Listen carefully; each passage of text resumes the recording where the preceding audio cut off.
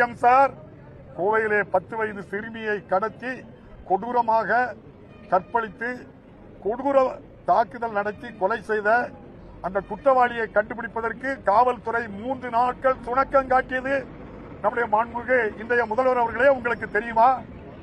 5 நாட்களுக்கு பிறகு குற்றவாளியை கண்டுபிடித்திருக்கிறீர்கள், சடலத்தை எடுத்திருக்கின்றீர்கள்.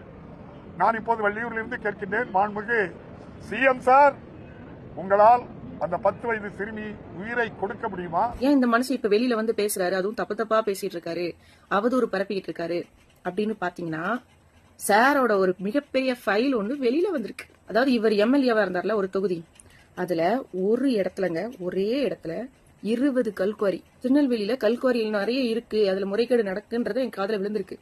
பட் இந்த அளவுக்கு கேவலமா இருக்குன்றது எனக்கு தெரியாது. இப்ப சார் என்ன சொல்வாரு, நான் விஜய் வந்து அன்னைக்கு இப்படி பேசினதுனால என்ன பழி வாங்குறதுக்காக இதை பண்றாங்க அப்படின்னு இவர் சொல்லுவாரு.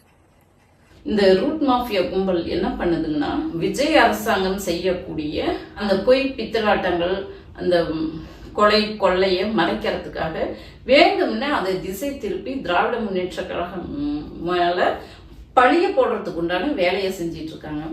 அப்படிதான் நேத்து ஒரு பொண்ணு ஒரு வீடியோ போட்டது. அதை எங்களுடைய அமைப்பு செயலாளர் வந்து அதை கண்டிச்சு அந்த பொண்ணு மேல கேஸ் போட்டிருக்கிறாங்க.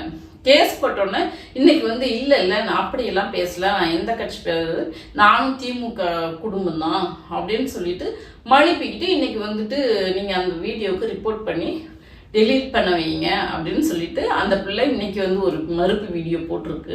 ஐயா அமைப்பு செயலாளர் அவர்களுக்கு ஒரு கோரிக்கை வைக்கிறேன், இந்த பொண்ணும் இதே மாதிரி தான் நம்ம திராவிட முன்னேற்ற கழகம் மேல தொடர்ந்து அவதூற பரப்பிட்டு இருக்கு, இந்த பொண்ணு மேலேயும் ஒரு கேஸை போட்டு உள்ள தள்ளணும் அப்படின்னு சொல்லிட்டு வேணும்னு நம்ம இயக்கத்தின் மூலமா நம்ம தலைவர் மேலையும் ஊழல் புகார சொல்றது, நம்ம தலைவரை வில்லனை போல சித்தரிக்கிறது இவங்களுடைய வழக்கமா வச்சிட்டு இருக்காங்க. இந்த பொண்ணு மேலேயும் கேஸ் போட்டு உள்ள தள்ளணும் என்று நான் RS பாரதி ஐயா அவர்களுக்கு ஒரு கோரிக்கையை வைக்கிறேன். தலைவர் அவர்களே, இந்த மாதிரி எத்தனை பேர் கிளம்பி இருக்கிறாங்க, கொஞ்சம் கண்காணிங்க. நம்ம இவ்வளவு நாள் விட்ட மாதிரி இனிமே விடக்கூடாது. யார் யாரெல்லாம் நம்ம இயக்கத்தின் மீது அவதூறு பரப்புறாங்களோ அவங்க மேல எல்லாம் கேஸ் போட்டு உள்ள தள்ளி ஆகணும். நன்றி நீங்க.